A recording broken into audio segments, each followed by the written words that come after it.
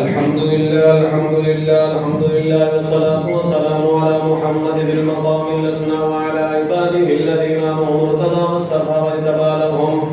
أما بعد فأعوذ بالله من الشيطان الرجيم. بسم الله الرحمن الرحيم.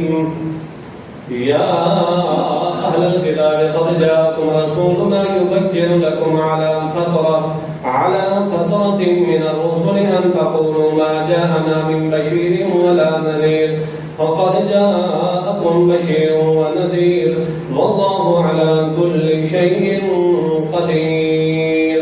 قال النبي صلى الله تعالى عليه وسلم: فإن خير الحديث كتاب الله، وخير الهدي هدي محمد صلى الله تعالى عليه وسلم، وشر الأمور محدثاتها، وكل محدثة بدعة، وكل بدعة ضلالة، وكل ضلالة في النار، أو كما قال عليه الصلاة والسلام. بارك الله لنا ولكم في القرآن العظيم، ونفعنا وإياكم بالآيات والذكر الحكيم.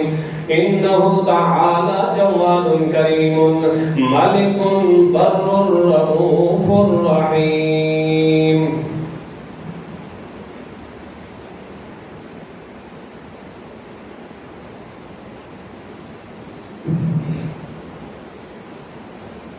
الحمد لله الذي أسرى بعبده ليلا من المسجد الحرام إلى المسجد الأقصى الذي باركنا حوله لنريه من آياتنا، إنه هو السميع البصير.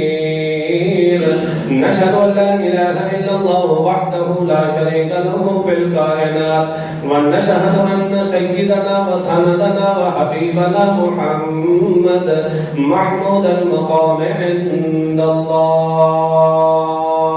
قال النبي صلى الله تعالى عليه وسلم: الله في أصحابي لا تتخذوهم من بعدي غرضا، فمن أحبهم فبحبي أحبهم، ومن أبغضهم فببغضي أبغضهم، أو كما قال عليه الصلاة والسلام: اذكروا الله يذكركم وادعوه يستجب لكم، ولذكر الله تعالى أعلى وأولى وأجل وأتم وأعظم وأكبر.